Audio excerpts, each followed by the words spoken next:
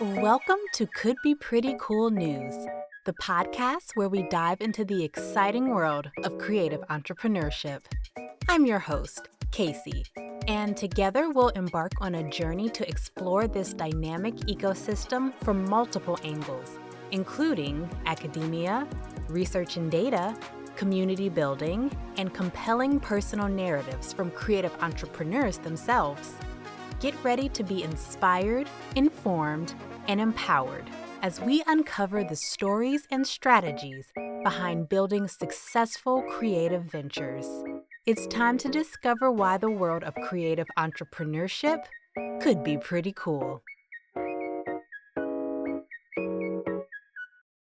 On today's episode, we're exploring the delicate balance between vision and adaptation in creative industries. When external forces shift the landscape, whether it's economic changes, technological disruption, or even life transitions, how do creative communities respond?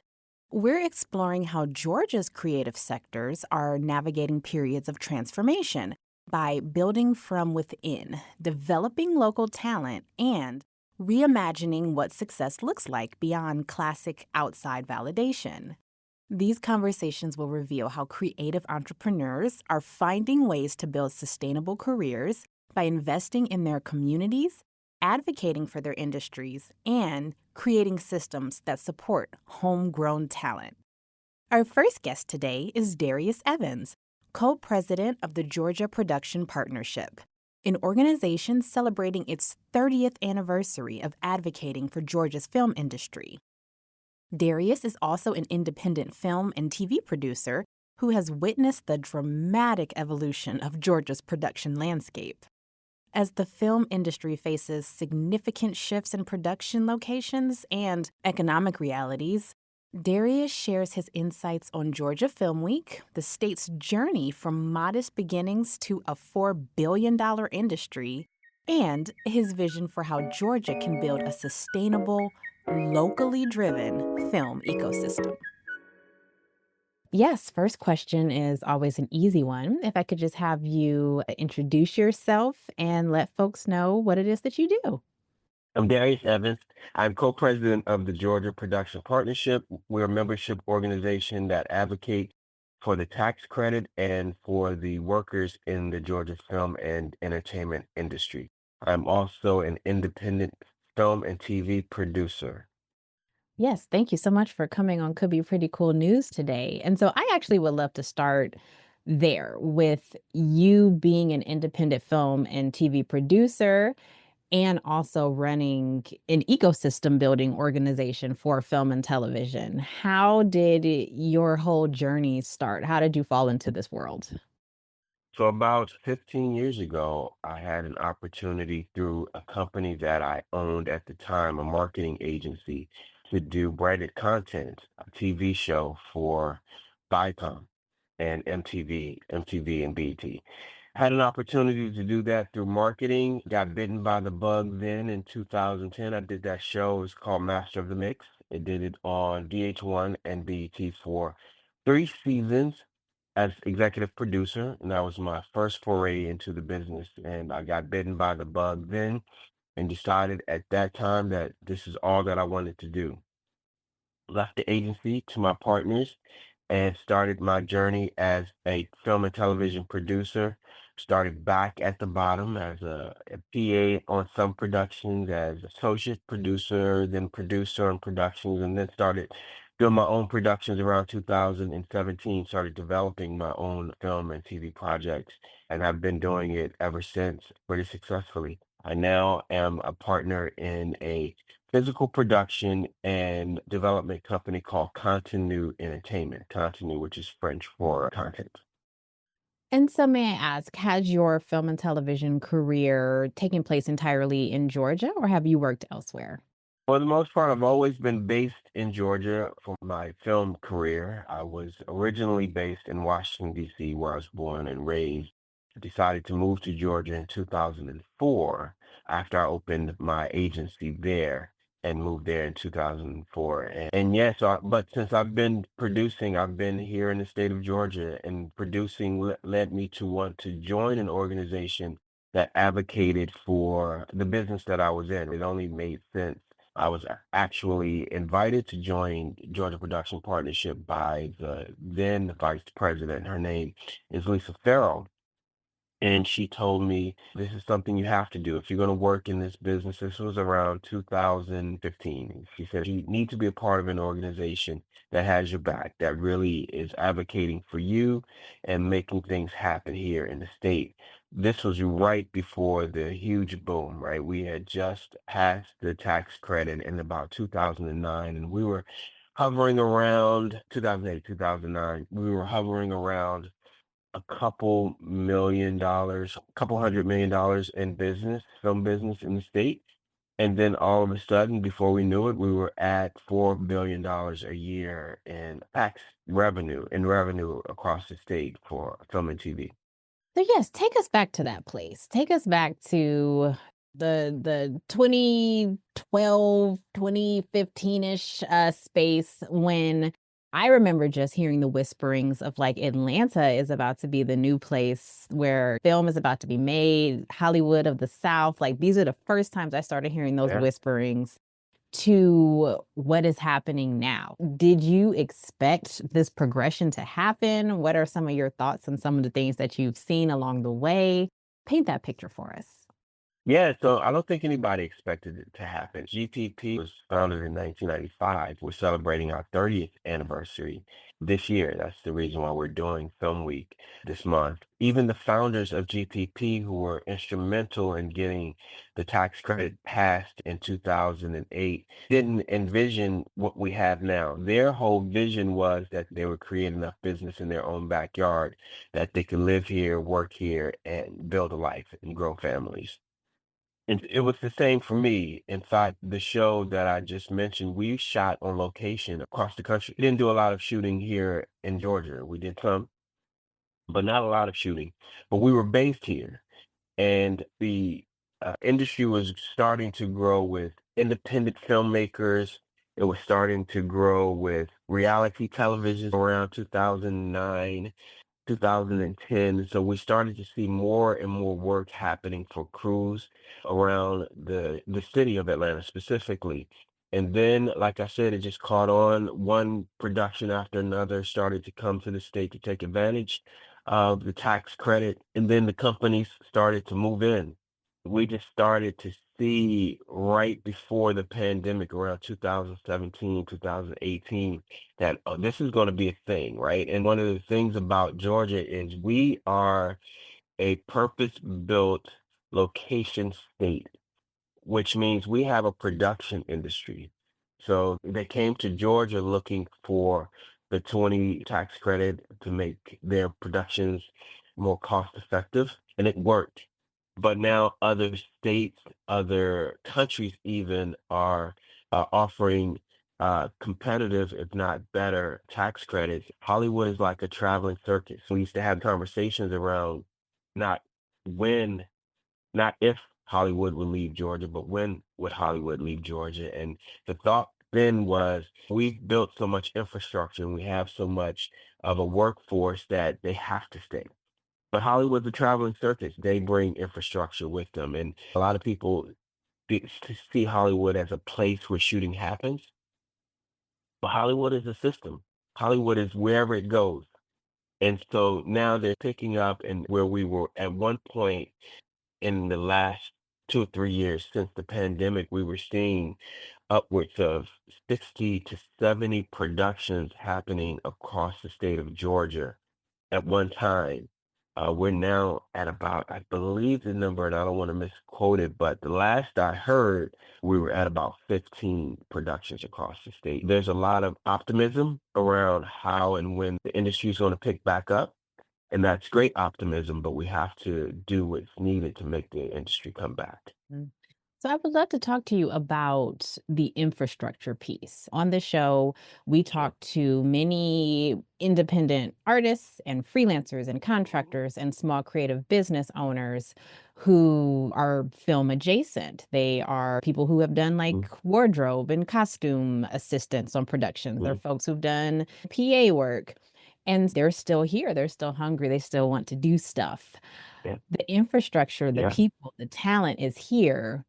What do you yes. envision the next iteration of Georgia Film looking like? Do you imagine it's going to be more local based? Do you imagine that it's going to be another sort of collaboration with an existing system? If you could just imagine the perfect system, what would it look like?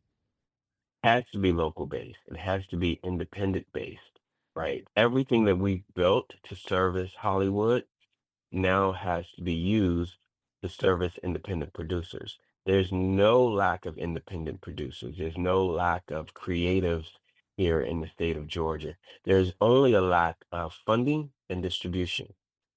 I've been having recent conversations with some of the studio owners here. In the Hollywood definition of a studio, we don't have that. We have space providers, right? In order for them to become studio, they'll have to invest in the projects, which ultimately then use their spaces and pay for the rent, right? If they don't invest in these projects, their spaces are going to be empty because the money that originated in Hollywood that came here to shoot, even if it starts to come back and it still won't be back to where we were before. So what we have done a great job of doing here in the state of Georgia is really building a creative workforce. And this creative workforce can focus its energy on creating things that are Georgia based, Georgia born, Georgia created, and it'll be largely independent. And the great thing about that is that Hollywood is now seeing independence as a viable source of creativity because they're not trying to pay the union dues, the union fees, and the cost to do union work. They're allowing the smaller independent producers to take on that burden of the cost and then they'll buy it for whatever they see the value is in that particular creative. I think the opportunity is amazing for independent creators right now in the state of Georgia. We just have to get the system, and it's not Nollywood, if they would. It's not the Hollywood of the South. It's uniquely Georgia. We have to focus on creating the type of content that we as Georgians want to see. We have such great creators and crew here. We just need to focus on who we're servicing. Great answer. What additional support? Because like we're preaching to the choir here. Like I know this. Yeah. Like what additional support do you think would be able to help lead this charge, right? Is this from our local government? Is this from audiences and fans with crowdfunding for their favorite indie art? What types of things do you think could help to make this a reality? I am currently in Bordeaux, France, right, for a conference called Cartoon Media. It's a conference where people who make animated content come to do co-productions, get financing, sell content, and that type of thing.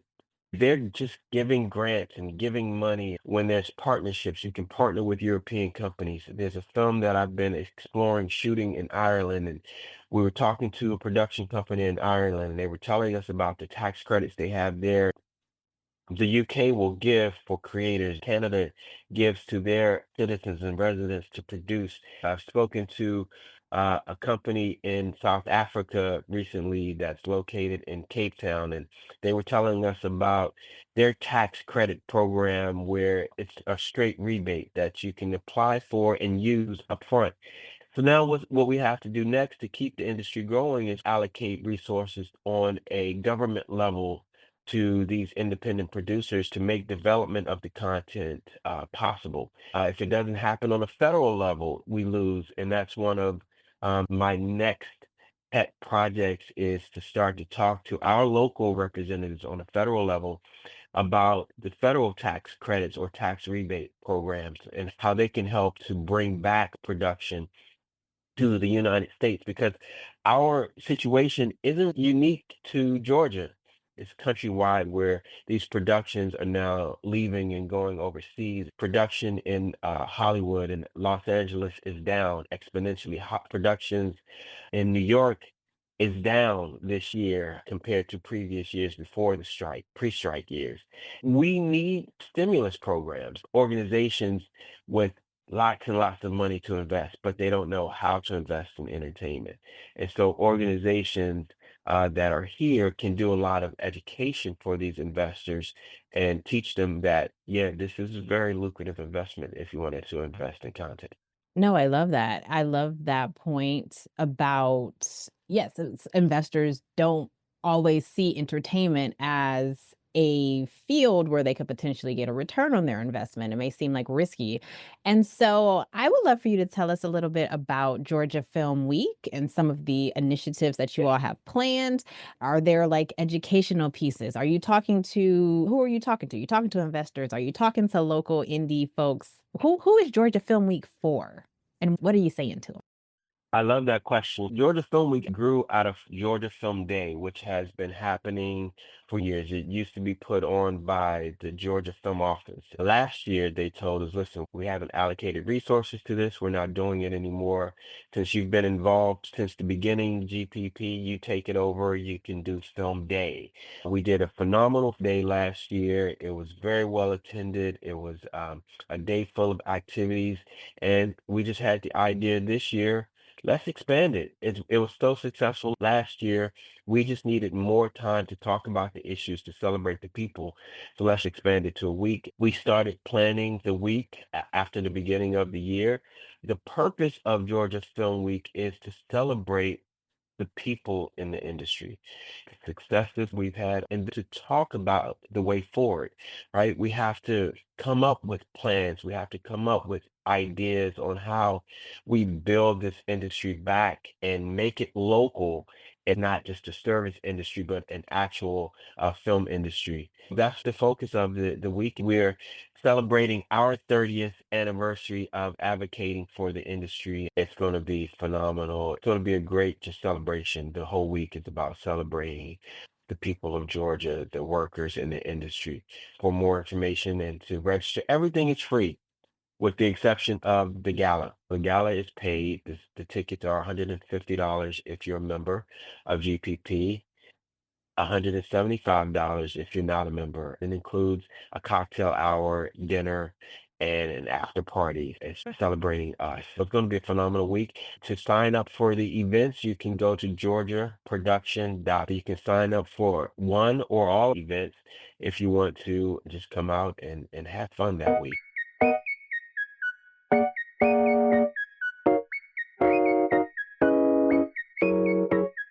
While our conversation with Darius focused on reshaping an entire industry, our next guest offers a personal perspective on building a creative career from the ground up.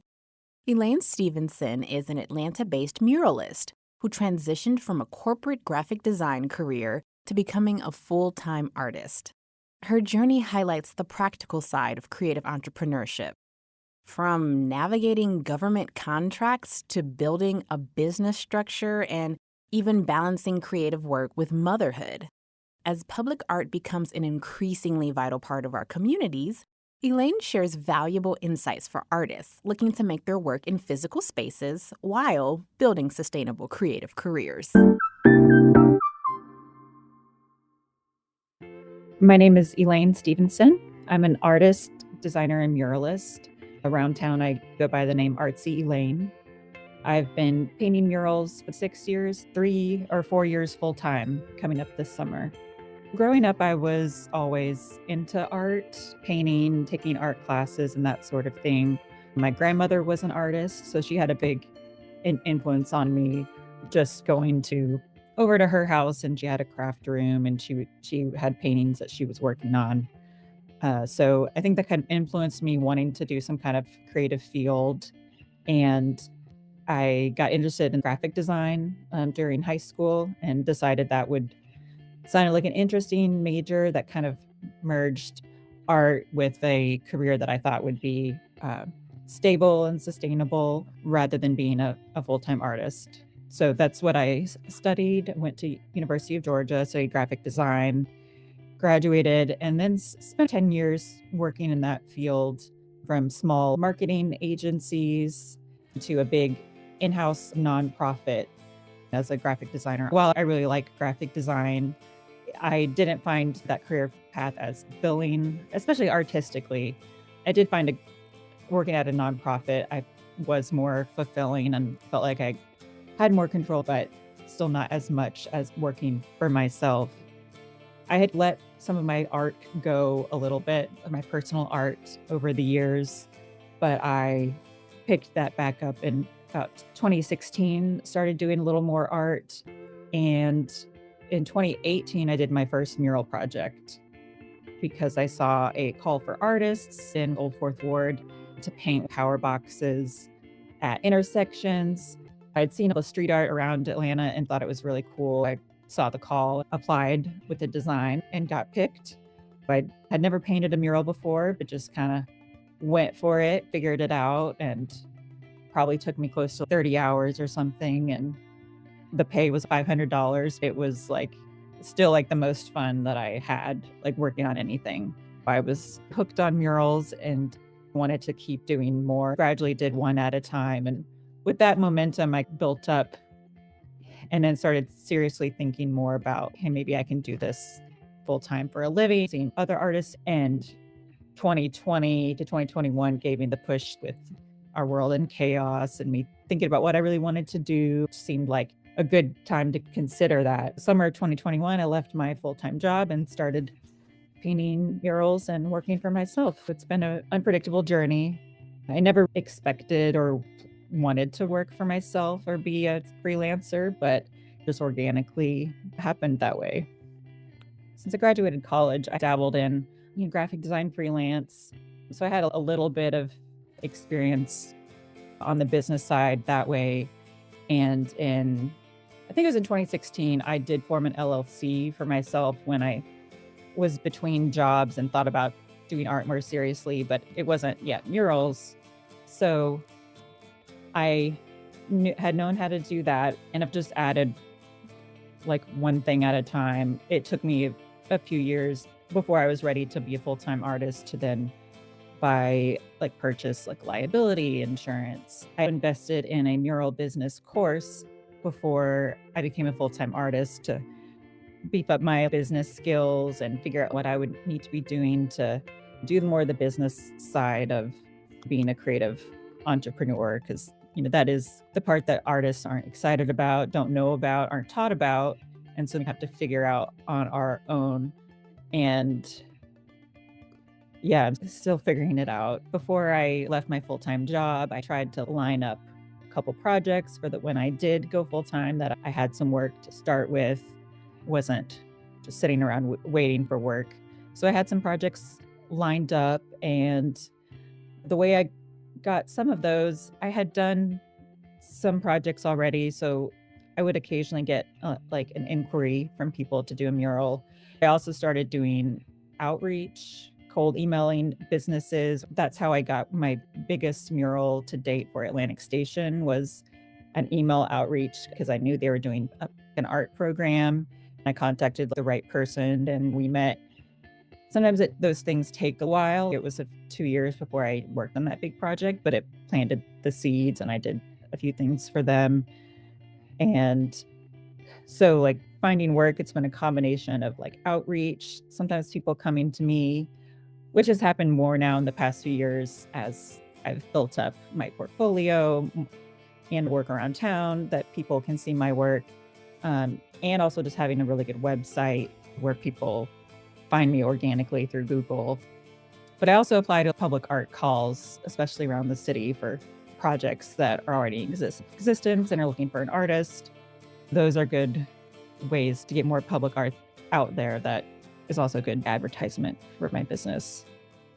To get started, the main important thing is to just get started and do a mural, because even if you're an artist and you can paint and you've done a lot of canvases, showing those and saying that you want to paint these as a mural doesn't really like get people really need to see what you can do, and they don't translate the canvas to a mural. So number one, if you don't have a wall you can paint, you can do a digital like mock-up. You can draw a design on a blank wall digitally. Um, the way I do that is using Procreate on my iPad. You can just draw right on top of a photo. That way you can show what you would like to create. I even do that sometimes, like designs just for fun. This would be a great mural to do. That can give people an idea of what your style could be capable of. As far as getting hands-on experience, I always suggest if you've got a wall in your house, whether you rent or own, you may have to paint over it later, just paint a mural and take photos of the progress along the way to document it, because documenting is really important so you have that content to share later. Then you can share that finished product as an example of, I did this and I could do this for you. Reach out to businesses or other friends or family. If someone who might be expecting a baby and wants a mural in their nursery, offer to do the first one for free for experience. Maybe you ask them to pay for the paint, the supplies, that you're not like out of that as you're learning. The other way, which is how I got started, was looking for public art calls and applying to them. They're usually more open to emerging and up and coming artists, especially the smaller the project. They might look at your fine art to see your style and are likely to help you along the way. The bigger projects are when you need to really demonstrate experience that you've done this before. That's why you have to just gradually build up, like doing one here, and that leads to another one there, and that leads to another one. And then you can grow bigger with each one and learn new skills to do bigger projects. There's a couple projects like that. The most recent project I did that I'm proud of, I don't really get to drive by because it's in Athens, Georgia. But so that's where I went to school, University of Georgia. And this past year, 2024, got to paint a big public art mural there, which was really fulfilling to me to be able to come full circle back to that school, back to where I studied graphic design. And at that point, I didn't even have being a mural artist on my radar. And now, like 12 years later or something, I come back and am able to paint that and do something I hadn't really thought of before. And it was for a large bridge, like underpass mural. It's a pretty big project, maybe only about 1,500 square feet, but all of it pretty much was like elevated 40 feet off the ground, like 2 big columns. After I got selected for the project, I got pregnant and had a baby and had to postpone the installation because due to the timing, I would have been like 7 months pregnant in June, painting it in the heat, which is definitely like not comfortable. I did not want to risk that. So they were accommodating and we pushed it off to this year. And so now being a mom and an artist, like scheduling is really hard, like figuring out when I can install a mural and if I can get childcare to help watch my child, because she's still very young and she's not in daycare full time since it's so expensive. She goes to preschool, which helps. But so I had to line everything up. My husband had some paternity leave he could take off. My mom helped watch my daughter. And over the course of five weeks, I painted this mural, going up and back like a couple days at a time during the week and then coming home on the weekends. So there was a lot of like scheduling, juggling, ordering a big boom lift, which is always a little nerve-wracking, but I'm trained in how to operate those as well safely. So that really has enabled me to do bigger projects. So I'm really proud of that one, just because of the amount of hurdles or just figuring out how to get it done. In the end, painting it wasn't that hard. It was all the logistics leading up to it that you just have to navigate. Learn the definition and differences between RFPs and RFQs. One is a call for qualifications and one is a call for proposals. And I prefer RFQs because they basically just ask you to submit your information, your portfolio, like who you are, show us your work, and we'll let you know if we want to work with you. versus proposals are asking for a concept and a design to be like submitted up front, and they want to choose from the best proposals that they get. And that way is just a lot more risky because you're doing design work up front that you're not guaranteed to be paid for. It's like spec work, which I try to avoid, but in the public art world, it is fairly common. I'm seeing more art nowadays, especially for public art projects, government projects. They have to answer to the public about where tax dollars are spent. I understand the RFP process gives more transparency and responsibility. For the Athens project, I did the design up front. That kind of helped me in the process of figuring out if I wanted to do the project I thought would fit it, because they wanted a certain theme, which doesn't always happen. Sometimes it's open for creative freedom, but other times they want something specific to fit a space. All the RFQs are similar in the RFPs to what they're asking for. Usually the application process isn't too bad. All of them have different timelines as far as when they'll get back to you, if they're going to select a round of finalists to then ask for a design before selecting the final artist. Others may just pick one artist from the applications.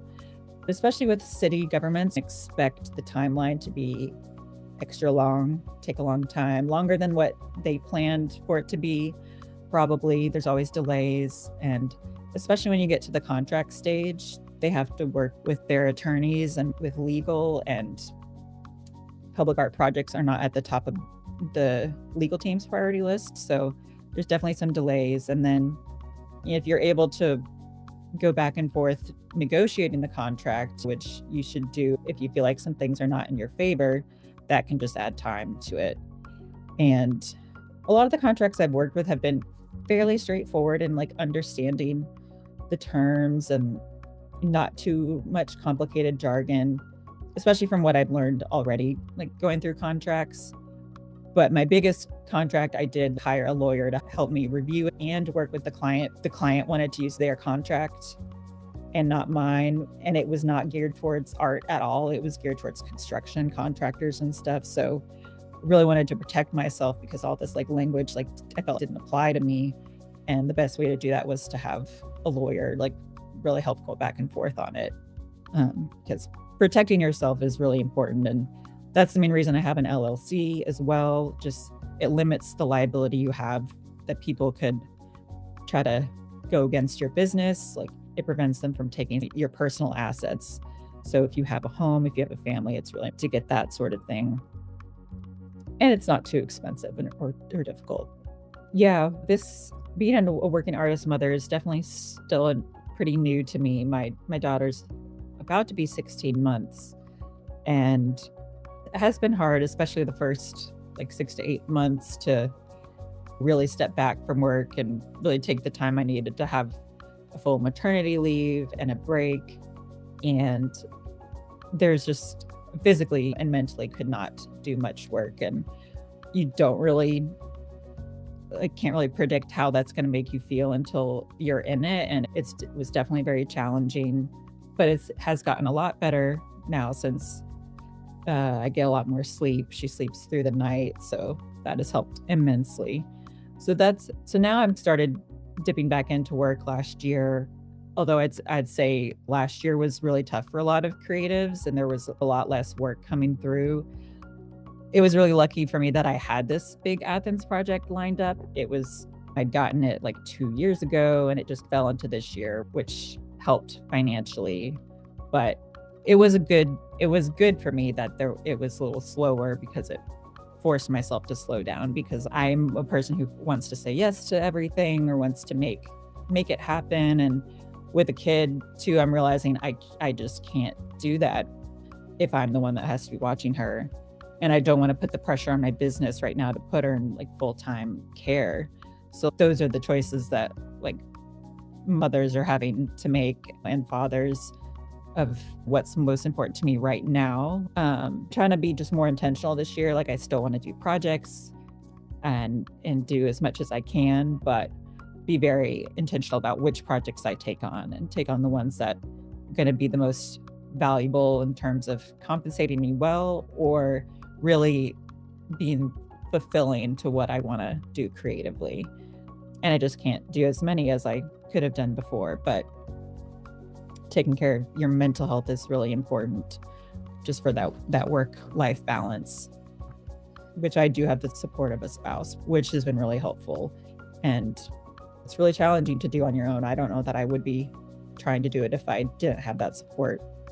But so really it's the thing that the public can do, I think, is being aware of you have friends or family who are artists and mothers or parents, is trying to be there more for support for them. We don't have the huge community helping us take care of our kids that we had generations ago. So I think that's something people are starting to realize, that this is really hard. It's worth it, but hard. And you have to just prioritize what's most important to you. It's important to me to help support other female creatives and women-owned businesses. And now more than ever, I think we need to support each other and really emphasize community over competition, because I lead an artist kind of collective group called ATL Art Gals, where I'm trying to create that sort of community of other female artists helping out each other, because it is such a male dominated field, art, like most other things, that really the only way we're gonna help each other get ahead is to share with each other and be transparent and a support network. So that's what I'm trying to do, and encourage other women in other fields to do the same, is to help other women out. We began this episode by asking how creative communities respond when external forces shift the landscape. We've heard offers compelling answers. They look inward, build authentic connections, and focus on sustainable growth rather than chasing outside validation. For Georgia's film industry, Darius envisions a future built on local, independent voices rather than relying solely on Hollywood's traveling circus.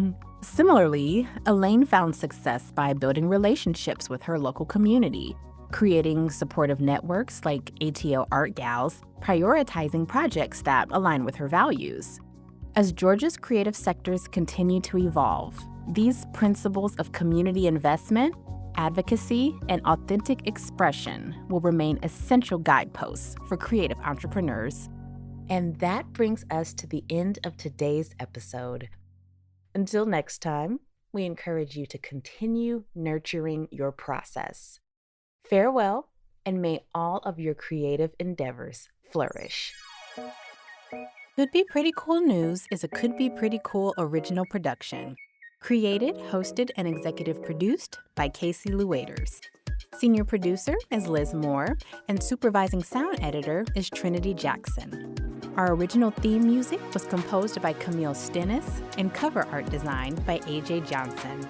To learn more about Could Be Pretty Cool and discover whatever else we're up to, visit us at couldbeprettycool.substack.com. Thank you for listening.